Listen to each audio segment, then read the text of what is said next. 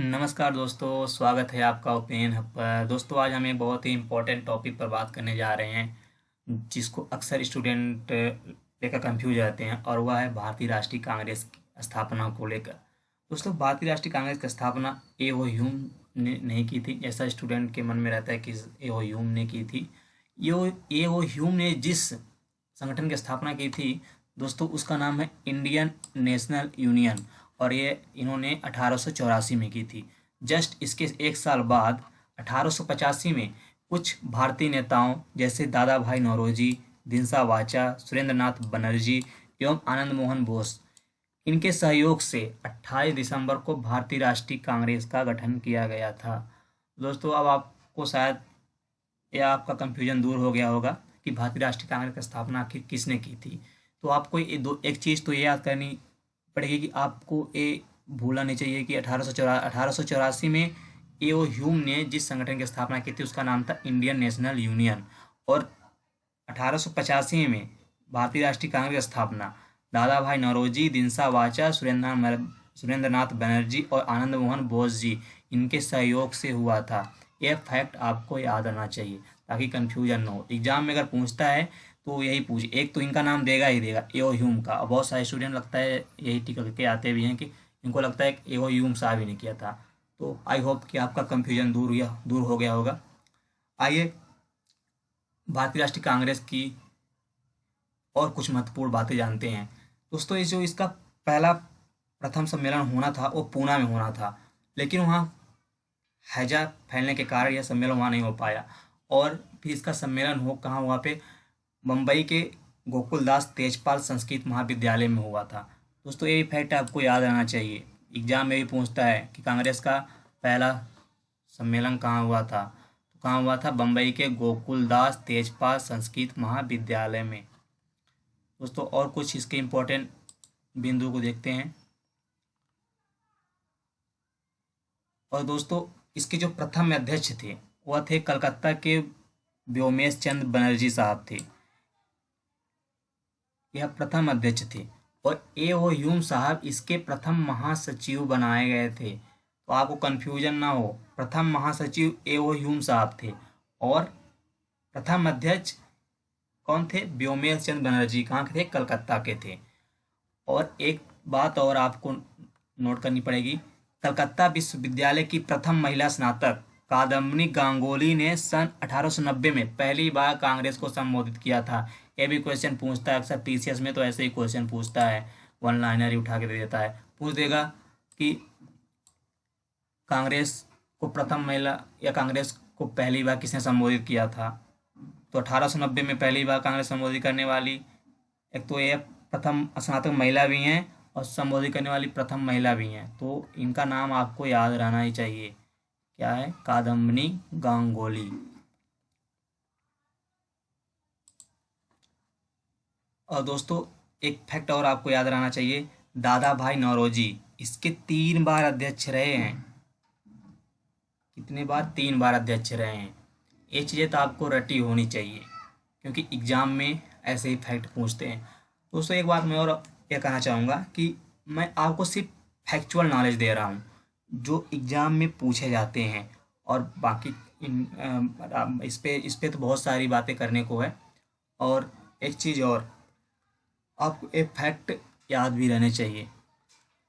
दोस्तों, एक बात और इसमें है, इस समय वायसराय कौन था भारत में जब कांग्रेस की स्थापना हुई थी, तो लॉर्ड डफरिन भारत के वायसराय थे। ये भी आपको याद रहना चाहिए।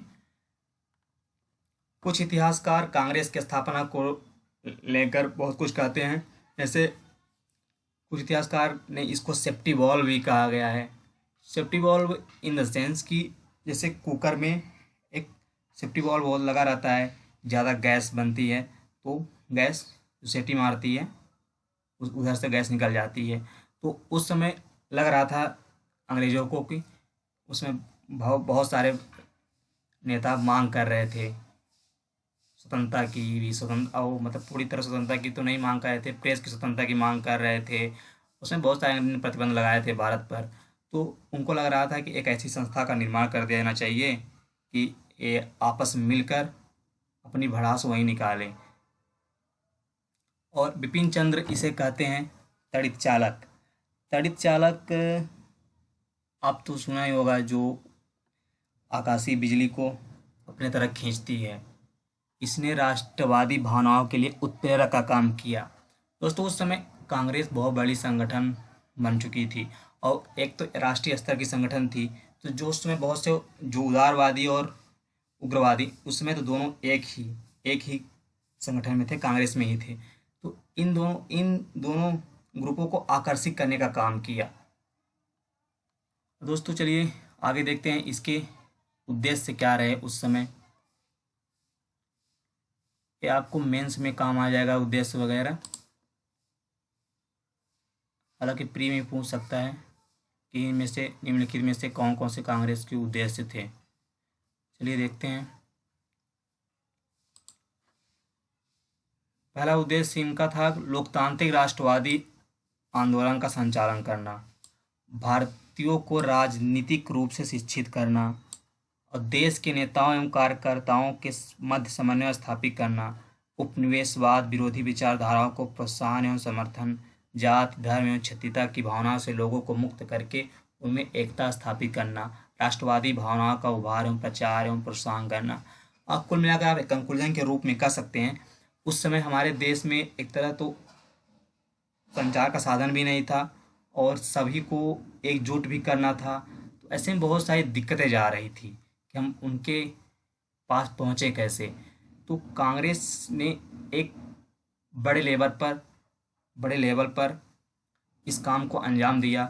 लोगों तक, जो किसान थे उस टाइम पे मजदूर थे, उनके पास पहुँचने का काम किया और उनको आज़ादी के राह पर एक करने का काम किया। और उस समय जातिवाद तो हालांकि अब भी है और उतना ज़्यादा तो देखने को नहीं मिलती, पर उस समय अपने साथ चरम पर थी। उस समय लगता था कि उस जात क्या है तो हम क्यों समर्थन दें, ऐसा। फिर हालांकि कांग्रेस ने इसके लिए बहुत बहुत बड़ा योगदान भी दिया है और गांधी जी तो इसके लिए बहुत कुछ किए। इसके लिए गांधी जी ने हरिजन सेवा जैसे कार्यक्रम भी शुरू किया था। तो दोस्तों अब लगभग ये टॉपिक ख़त्म होने वाला ही है।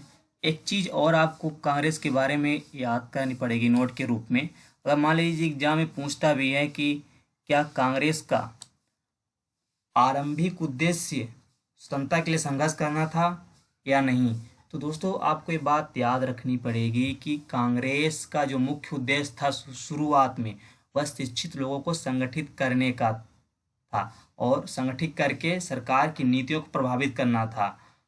मतलब जैसे उस समय जो सरकार एक कानून बना रही थी, तो कांग्रेस का उद्देश्य था कि उस कानून में हम भी अपनी मांग रखें और सरकार हमारी मांगों पर विचार करे।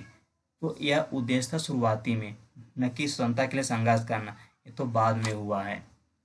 तो बस दोस्तों आज के लिए इतना ही। अगर आपको हमारी जानकारी अच्छी लगी हो तो प्लीज़ इस चैनल को सब्सक्राइब करिए और आप कमेंट में बता सकते हैं कि हम आपको किस तरह की वीडियो दें। बस थैंक यू, धन्यवाद, जय हिंद।